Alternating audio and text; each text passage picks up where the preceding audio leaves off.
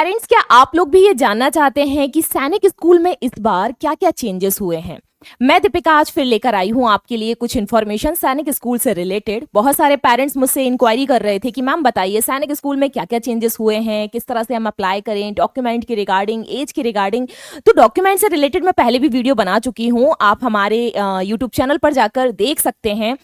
आज हम बात करेंगे कि क्या क्या चेंजेस हुए हैं 2024 में, आगे किस तरह से चीजें कंटिन्यू होंगी। तो यहां पर मैंने सबसे पहले तो आपको वेबसाइट दी हुई है, जो सैनिक स्कूल की ऑथेंटिक वेबसाइट है aissee.nta.nic।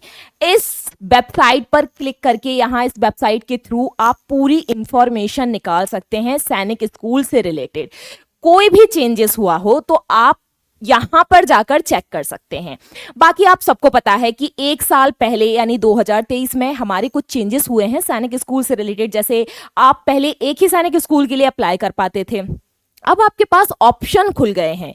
अब जैसे कि आप 10 और मतलब एक सैनिक स्कूल आपने सेलेक्ट कर लिया, उसके अलावा आप 9 और सैनिक स्कूल अब सिलेक्ट कर पाते हैं। तो सबसे आपके पास चॉइस होती है बाकी के 9 और सैनिक स्कूल चूज करने की। उससे रिलेटेड भी मैंने एक वीडियो बनाया है, पूरा डिटेल में आपको समझाया है कि किस तरह से आप होम के लिए, अपने होम स्टेट के लिए सिलेक्ट करते हैं, किस तरह से अगर आपका होम स्टेट का स्कूल आपको नहीं मिलता है तो किस तरह से आप अदर स्टेट के लिए अप्लाई करते हैं और किस तरह से चूज करेंगे अपने स्कूल्स की लिस्ट को।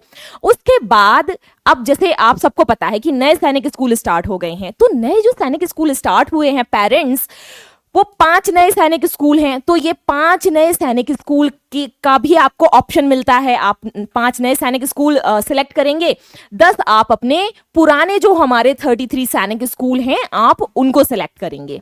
ठीक है, अब मैं आपको ये दिखा देती हूं कि जो ये साइट है, ये जो वेबसाइट है ऑथेंटिक, जब आप इसको क्लिक करते हैं और जब आप इसको खोलेंगे तो किस तरह से दिखाई देगा। तो आप देख सकते हैं यहां लिखा हुआ है ऑल इंडिया सैनिक स्कूल एंट्रेंस एग्जाम। इस तरह से ये पेज खुलकर आएगा।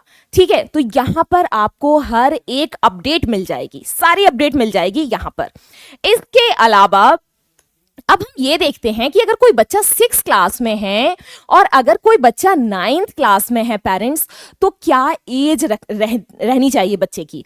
तो अगर कोई बच्चा 6 क्लास में है तो उसकी क्या एज रहनी चाहिए, तो उसकी एज होनी चाहिए 1 अप्रैल से लेकर 1 अप्रैल टू 1 अप्रैल 2012 से होगी 31 मार्च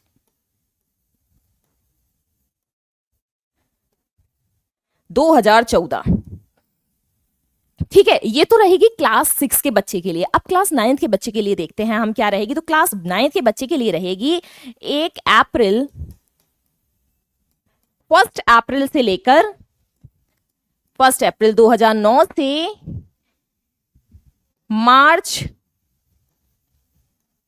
2011। ये रहेगी 9th क्लास के बच्चे के लिए। ठीक है, अब आप सबको ये चीज तो पता ही है कि 6th क्लास में जो है बॉयज एंड गर्ल्स दोनों के एडमिशन होते हैं। बॉयज का एडमिशन भी होता है और गर्ल्स के एडमिशन भी होते हैं। ठीक,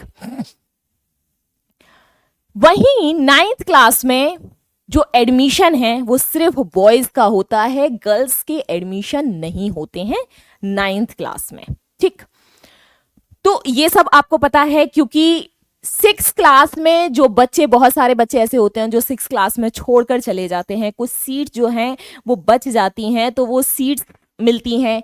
9th के लिए अभी गर्ल्स की जो सीट्स हैं वो बहुत कम है। मैंने इससे रिलेटेड एक वीडियो भी बनाया है, आप वहां जाकर देख सकते हैं। गर्ल्स के लिए सीट्स बहुत कम है और 9th में गर्ल्स को बहुत कम रिजर्वेशन मिलता है। अगर कोई सीट बच गई है गर्ल्स की, अगर 6th क्लास में कोई बच्चा छोड़कर चला गया है सैनिक स्कूल, तो उस कंडीशन पर जो सीट्स रहती हैं वो मिल जाती हैं।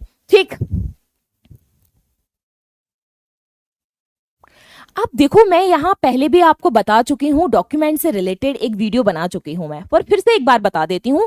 पेरेंट्स, आप लोगों को जो डॉक्यूमेंट्स चाहिए होंगे, फोटोग्राफ, थंब इम्प्रेशन बच्चे का, बच्चे के signature, date of birth certificate. Date of birth certificate सबसे ज्यादा मोस्ट मोस्ट इंपॉर्टेंट सर्टिफिकेट है डेट ऑफ बर्थ, ठीक है पेरेंट्स। उसके बाद डोमिसाइल सर्टिफिकेट। देखिए डोमिसाइल सर्टिफिकेट आप लोगों के लिए, पेरेंट्स आपके बच्चे के लिए बहुत ज्यादा जरूरी है, क्योंकि अब देखो यहां पर सबसे जरूरी जो बात निकल कर आती है, क्यों है डोमिसाइल।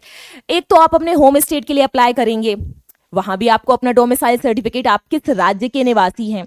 आप किसी दूसरे राज्य के लिए, मतलब बाहर की स्टेट के लिए आप जब अप्लाई करेंगे, आप जब कॉलेजेस सिलेक्ट करेंगे बाहर के राज्य के लिए, दूसरे राज्य के लिए, तो वहां पर आपको ये प्रूफ तो देना पड़ेगा ना कि आप किस राज्य से हैं।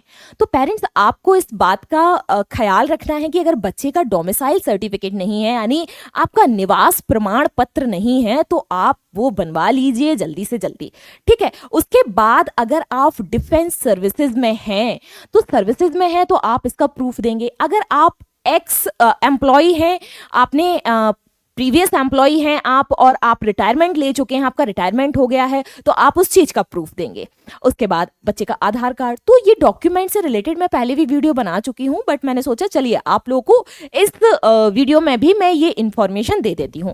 तो ये इंफॉर्मेशन थी जो मैंने आपको दी, ठीक है। तो मुझे उम्मीद है कि सारी जानकारी आपको अच्छी लगी होगी और समझ में आई होगी, और बाकी के सारे बच्चों के लिए ऑल द वेरी बेस्ट, और जय हिंद।